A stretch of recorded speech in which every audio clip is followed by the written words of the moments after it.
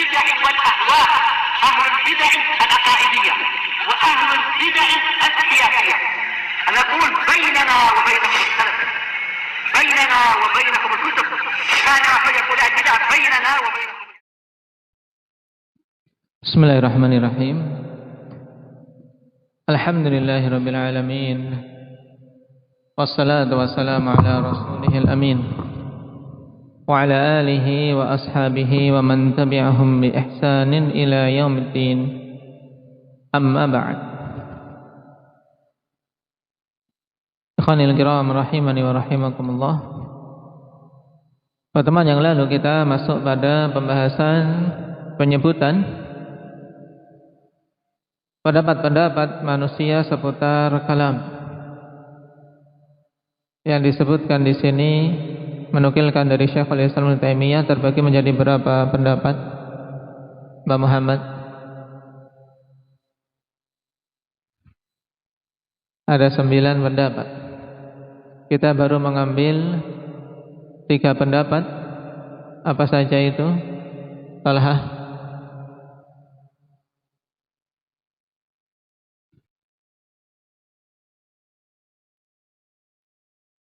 Pendapat mutafalsifah sabi'ah. Taib. Mengatakan apa?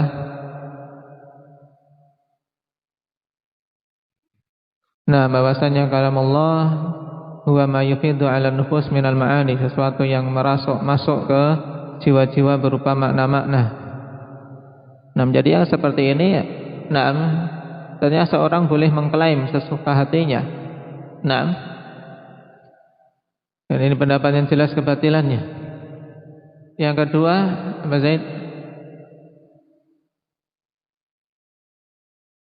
Nah, Al-Quran makhluk terpisah dari Allah Subhanahu wa ta'ala. Ini pendapat Mu'tazilah.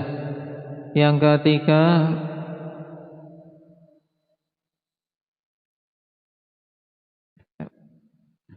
Ismail.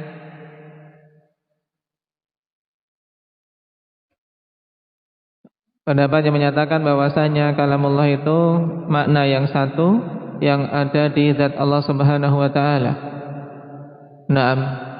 Sehingga Al-Qur'an itu hanya ibarat dari apa? Ungkapan kalamullah dalam bahasa Arab. Dan Taurat ungkapan kalamullah dengan bahasa Ibraniyah dan seterusnya. Menurut mereka semuanya satu. Taib. Ini pendapat siapa? Kullabiyah dan Asy'ariyah. Apa perbedaannya antara kedua firqah menyimpang ini? Arin?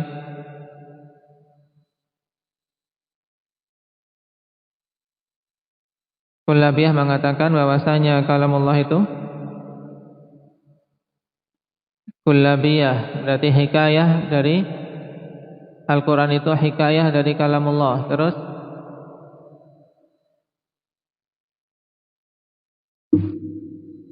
Asy'ariyah mengatakan Al-Quran itu ibarah an kalamillah, hanya sekedar pengibaratan. Perbedaan kedua,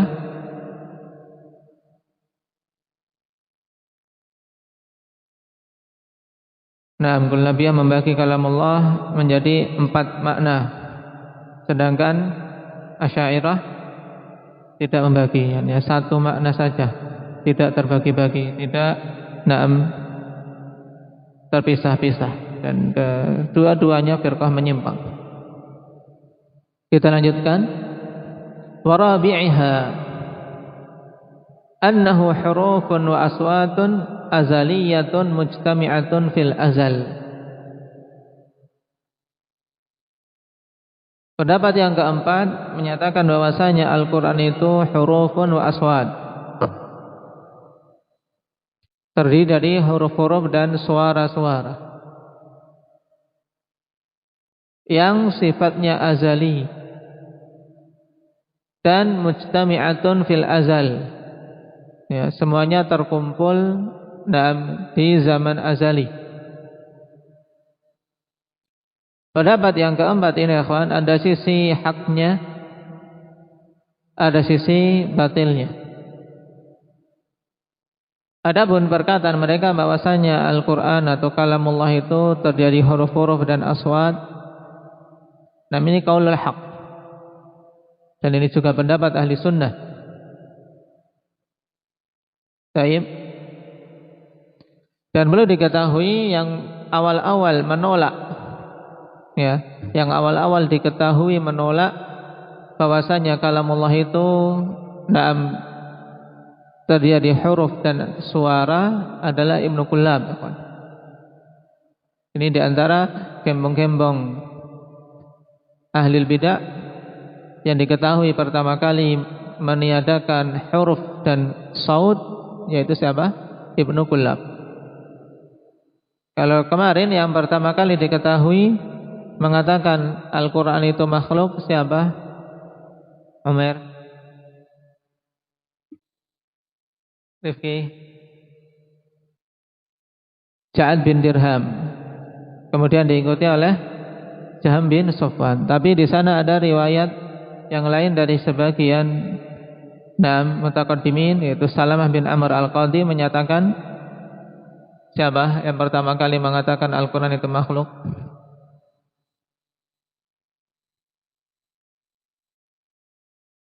Talha Abu Hanifah. Wallahu ta'ala alam. Dan berhubungan dengan penolakan huruf dan aswad pada kalamullah, ini yang diketahui pertama kali tadi Ibnu Kullab, yaitu di pertengahan abad yang ketiga, sebagaimana ditegaskan oleh Syekhul Islam Ibnu Taimiyah rahimahullah.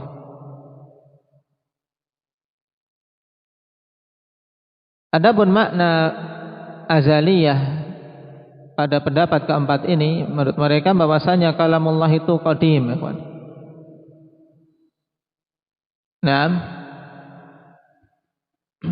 dalam artian semuanya azali. Dan pada pendapat ini ada ijmal yang butuh perincian, karena ada dua kemungkinan. Ya, kemungkinan yang pertama dimaksudkan kalamullah itu qadim atau azali dari sisi apa? Jenisnya. Dari jenis kalamullah, maka memang kita katakan dari jinsul kalam ini apa? Azali. Paham? Qadim. Maksudnya bahwasanya Allah bersifat dengan sifat kalam itu semenjak azali. Semenjak azali. Nah, kalau yang dimaksud makna ini, maka betul atau salah? Betul. Tapi kalau kemudian makna azali ini, kalamullah azali, itu yang dimaksud adalah masing-masingnya, yaitu yang disebut dengan ahad, berarti mencakup jenis dan ahadnya. Maka ini betul atau salah, Arin? Salah. Kenapa? Karena konsekuensinya berarti kalamullah ketika Allah mengajak bicara Musa itu qadim. Demikian pula ketika Allah mengatakan kepada nabinya la tahzan, atau ketika memerintahkan kepada rasulnya untuk mengatakan qul la amliku li nafsi naf'an wa la dharra, ini sebagaimana yang dikatakan kepada Musa,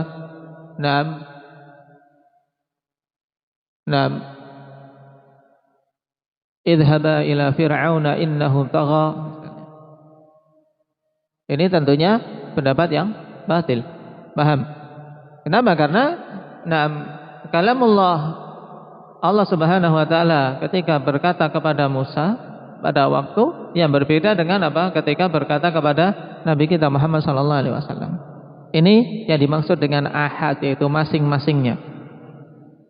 Tapi kalau pada jenisnya, maka kita katakan jenisnya apa? Qadim. Mujtami'atun fil azal. Mujtami'atun fil azal. Ini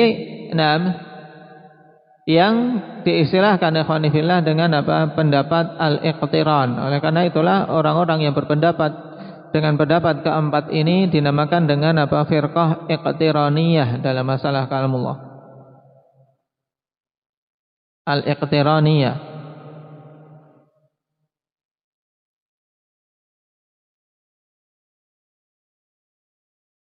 Bagaimana ini penggambarannya? Nah, jadi makna pendapat keempat ini ya kawan. Jadi kalamullah itu terdiri dari huruf-huruf dan suara. Dan huruf-huruf ini serta suara ini semuanya apa? Bergabung jadi satu. Ya, bergabung jadi satu. Tidak ada urut-urutan di mana satu yang pertama sebelum yang kedua. Sehingga ketika misalnya Allah Subhanahu wa taala berfirman Hamim. Maka apa menurut mereka ha dan mim ini berbarengan jadi satu. Tidak dikatakan bahwasanya ha sebelum mim. Masuk akal enggak? Nah, sesuatu yang tidak masuk akal sehat, ya tidak. Nah, sesuatu yang tidak masuk akal sehat. Baik. Makanya dikatakan oleh Ibnul Qayyim rahimahullahu taala ketika membantah perkara ini, yakfi fi butlani hadzal qaul tasawwuruh li'anna hadzal qaula ghairu mumkin. Cukup untuk membantah pendapat ini yaitu tidak bisa tergambarkan di benak kita bagaimana. Nah, semua tergabung jadi satu. Nah, tidak ada sesuatu yang lebih dahulu dari yang lain. Tidak ada sesuatu yang berurutan. Padahal jelas sekali turunnya Iqra bismi rabbikal ladzi khalaq. Nah, berbeda waktunya dengan turunnya apa? Nah, al-yauma akmaltu lakum dinakum, ya tidak. Baik.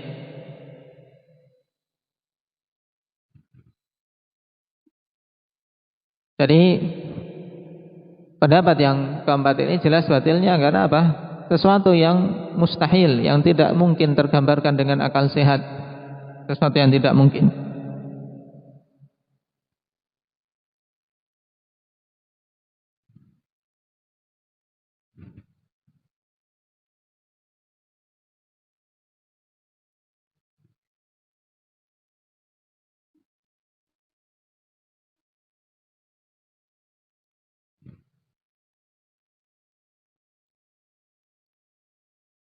Kemudian sebagai faedah tanbih, apa sebab yang menjadikan golongan iqtiraniyah ini mengatakan seperti itu, kawan? Kok sampai muncul pendapat seperti itu, ya tidak? Nah, kira-kira apa sebabnya? Sebabnya, ikhwanifillah, mereka ini tatkala meyakini bahwasanya kalamullahi azza wa jalla itu qadim, yaitu azali. Dikatakan kepada mereka, apakah huruf-huruf ini sebagiannya mendahului sebagian yang lain? Karena mereka meyakini sebagaimana keyakinan ahli sunnah, tadi dari huruf-huruf dan suara. Cuman ketika ditanya apakah huruf-huruf tersebut ada sebagian yang mendahului sebagian yang lain, di mana misalnya pada Bismillahirrahmanirrahim ba sebelum sin, kemudian sin sebelum mim, paham? Sedangkan sesuatu yang dikatakan qadim tidak didahului oleh yang lain, ya tidak?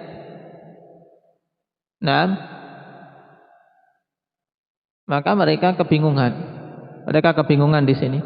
Maka mereka kemudian mengatakan berpendapat, semuanya tidak ada yang saling mendahului, semuanya bergabung jadi satu, semuanya qadim azali. Paham? Nah, hal ini mereka terjatuh karena tidak membedakan antara jinsul kalam dan ahadul kalam. Di sinilah mereka mereka terjatuhnya, kawan. Dan pendapat yang keempat ini, yang firqah iqtiraniyah ini, wa hadza qaulu ta'ifatin min ahlil kalam wa min ahlil hadis. Ini adalah pendapat segolongan dari kalangan ahlul kalam dan juga segolongan dari ahlul hadis, ya, Taib. Juga merupakan pendapat firqah Salimiyah. Ini dari kalangan ahli kalam dan dikenal dengan firqah Salimiyah.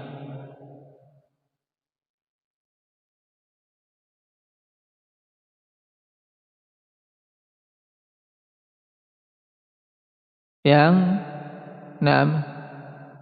kebanyakan yang berpendapat di sini, akhwan, mereka dikenal dengan keahlian dalam kalam, juga fikih, hadis, tapi memiliki sisi tasawuf. Dan banyak yang menisbahkan diri kepada Imam Malik, Imam Syafi'i, Imam Ahmad.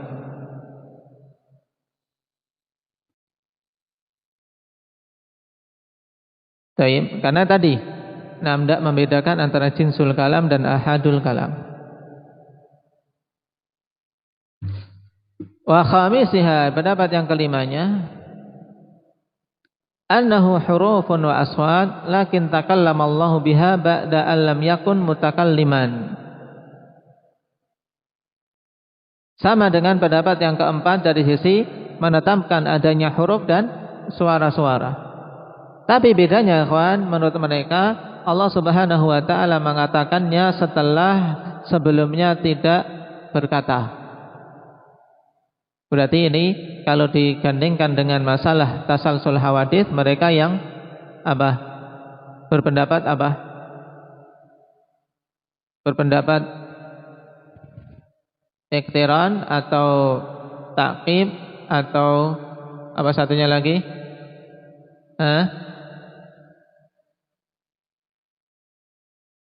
Ada 3 iktiran, ta'qib, satunya tarahi. Yang mana ini? A, B atau C? Muhammad?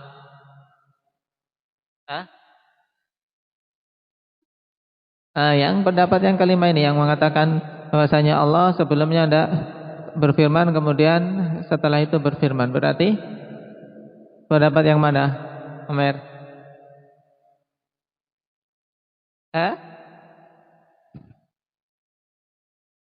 Apa?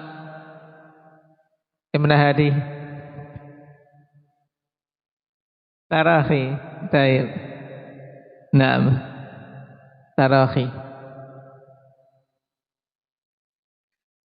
Taib. Kenapa? Karena ada jeda. Itu adanya Allah, wujudnya Allah yang azali, kemudian setelah itu ndak mutakallim, ya kan? Baru setelah itu mutakalliman. Ini jelas pendapat yang batil. Paham? Wa hadza qaulul Karramiyah wa ghairihim, dan ini pendapat Karramiyah dan yang lainnya. Baik. Dari sisi kedekatan dengan ahli sunnah, ini masih lebih dekat, ya tidak? Lebih dekat dengan pendapat ahli sunnah, hanya saja mereka meniadakan dari Allah sifat kesempurnaan. Kenapa? Karena berarti Allah Subhanahu wa taala tidak disifati dengan sifat kalam semenjak azali, paham? Semenjak azali. Baik. Jadi diibaratkan seperti bayi. Bayi terlahirkan tidak mampu berbicara, kemudian setelah itu berbicara. Berarti meniadakan dari Allah Subhanahu wa taala sifat kesempurnaan. Baik. Ini pendapat Karramiyah, pengikut dari Muhammad Ibnu Karram. Salah satu firqah dari firqah-firqah Murji'ah. Jadi Karramiyah itu pecahan dari Murji'ah. Juga merupakan pendapat Hisham Ibnu Hakam dari kalangan Syiah.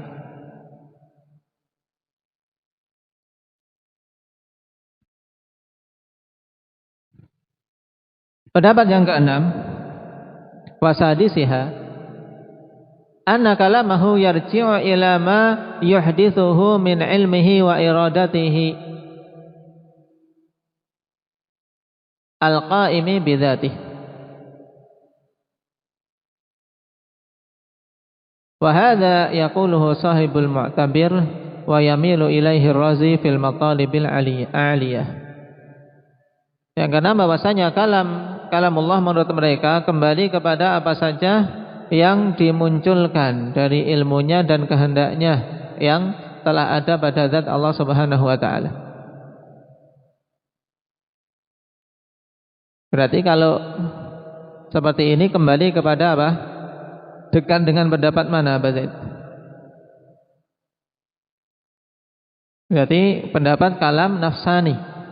Nah, jadi kalam nafsani yang ada di jiwa. Baik.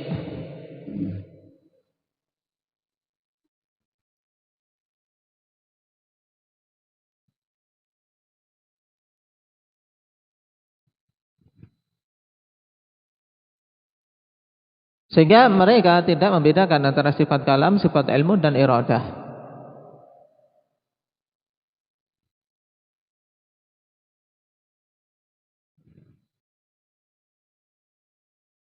Nah, pendapat yang keenam ini ikhwan, pada sebagian kitab seperti pada kitab Al-Fisal kalangan Ibnu Hazm.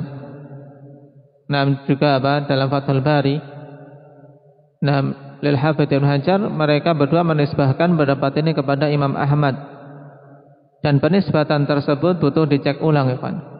Kenapa? Karena Imam Ahmad rahimahullah taala dalam permasalahan kalam, tapi tidak mengatakan bahwasanya kalamullah itu adalah ilmu Allah. Tidak.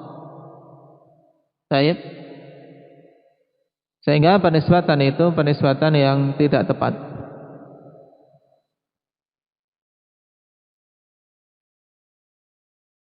Tapi yang dikatakan oleh Imam Ahmad yaitu menegaskan bahwasanya Al-Qur'an min ilmillah. Kenapa? Karena kalamullah yang padanya ilm, Al-Qur'an padanya ilm. Itu juga Al-Qur'an itu sendiri dinamakan ilm, ya kan?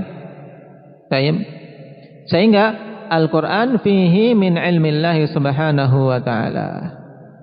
Al-Qur'an padanya ilmu Allah Subhanahu wa taala, tidak keseluruhan ilmunya. Baik. Dan ini pendapat Sahibul Mu'tabir. Yang dimaksud adalah kitab Al-Mu'tabir fil Sahibul Mu'tabar. Al-Mu'tabar.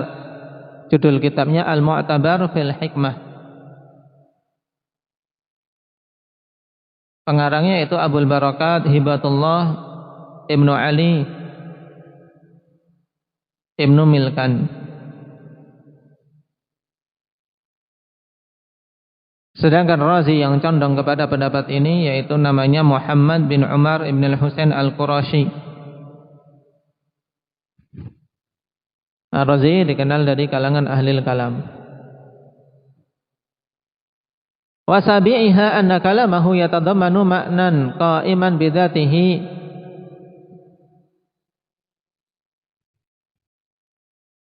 anna kalamahu yatadammanu ma'nan qa'iman bidzatihi huwa ma khalaqahu fi ghairihi. Perhatikan pendapat yang ketujuh ini, bahwasanya kalamullah menurut mereka terkandung di dalamnya makna yang ada pada zat Allah. Qa'iman bidzati maksudnya tegak pada zat Allah, memang ada di zat Allah Subhanahu wa taala. Allah tidak menciptakan pada selainnya.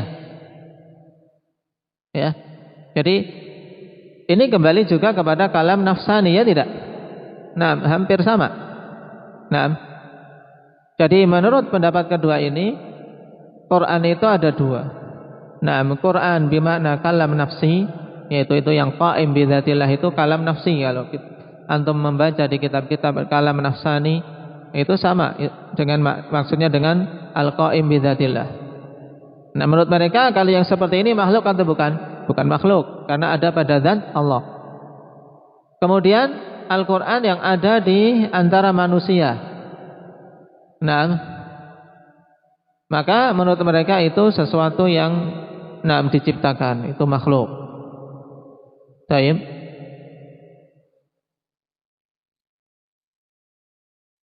Dan mereka mengatakan ya kalamuhu yatadammanu ma'nan qa'iman bidzatihi huwa. Itu bidzatihi huwa, ya kan? Atau bidzatihi wa.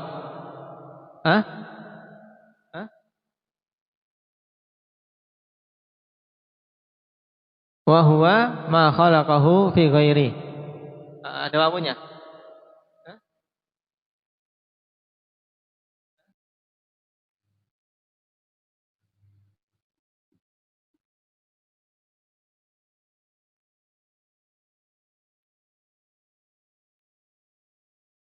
Kalau ada wawunya bagus, itu jelas sekali. Ada catatan kaki? Dijelaskan? Cetakan lain atau enggak? Hah? Nah, cetakan risalah lebih jelas berarti ya kawan. Muassasah risalah itu kah? Nah, antum kasih catatan kaki ya kawan. Kitabah muassasah risalah. Pinjam penanya.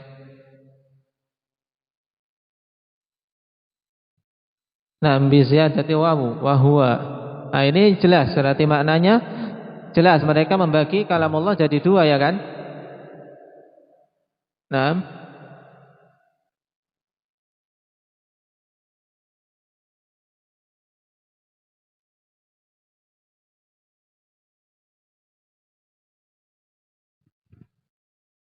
wa huwa.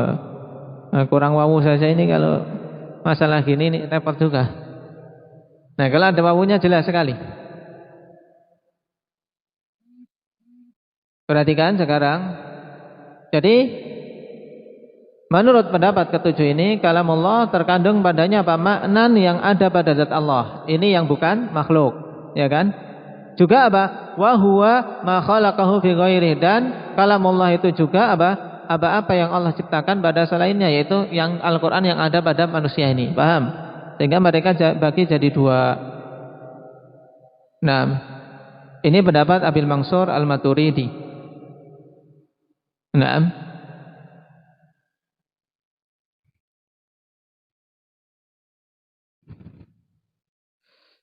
dan perlu diketahui ya kawan, antara Asy'ariyah dan Maturidiyah dalam permasalahan sifatul kalam, pendapat mereka itu dekat. Cuman ada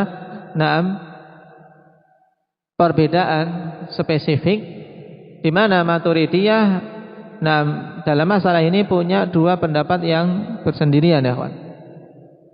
Maturidiyah punya pendapat yang dia bersendirian, berbeda dengan Asy'ariyah.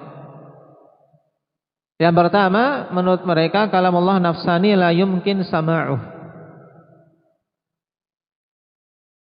Nah, kalau Asy'ariyah ya, kan antum sudah tahu pendapat ahli sunnah atau yang penting? Jangan sampai kita pelajari pendapat firqah-firqah ini, pendapat ahli sunnah belum tahu. Itu sudah kita pelajari di kitab-kitab sebelumnya ya. Nah, sekarang kalau sudah masuk di tahawiyah, kita harus paham ini.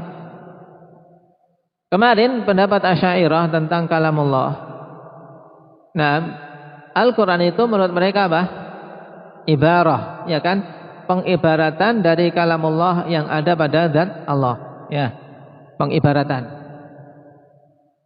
Nah, jadi kalamullah menurut mereka ada di zat Allah, cuman diibaratkan dalam bahasa Arab menjadi Al-Qur'an.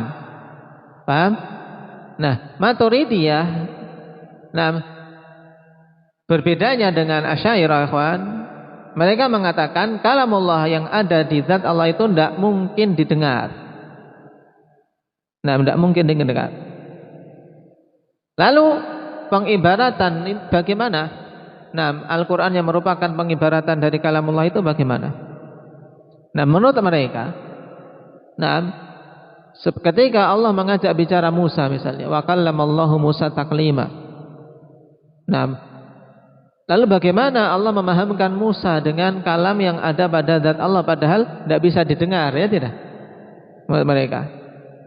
Nah, mereka mengatakan Allah Subhanahu wa taala maka menciptakan huruf-huruf yang dengannya Musa bisa mendengar dari suara yang Allah ciptakan itu.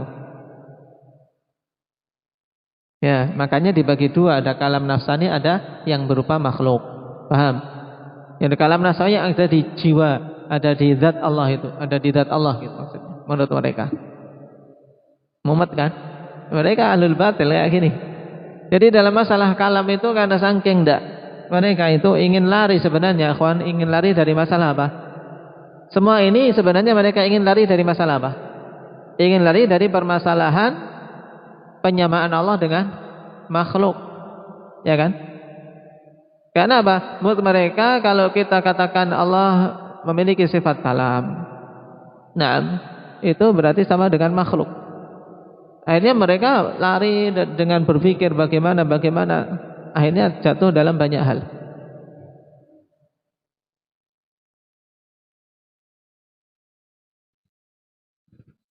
Nah, sedangkan Asy'ariyah mengatakan kalam nafsani ini bisa didengar menurut mereka. Kemudian perbedaan yang kedua, kalau Maturidiyah itu lebih gentle, kan? Lebih gentle. Kenapa? Karena mereka lebih tegas menyatakan Al-Quran itu ada yang berupa makhluk, ya kan? Kalamullah itu yang berupa makhluk, yaitu Quran yang ada di tangan-tangan manusia itu. Sedangkan Asy'ariyah enggak. Mereka bulat dalam masalah ini.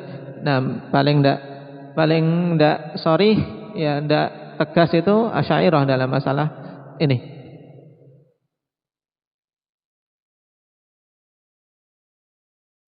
Nah, sebagiannya mengatakan mutakhannitsil Jahmiyah. Nah, yaitu apa? Bancinya, yang banci dari kalangan Jahmiyah ini. Nah, wa thaminiha annahu mushtarakun bainal ma'nal qadim al-qa'im bidzat wa baina ma yakhluquhu fi ghairihi minal aswat.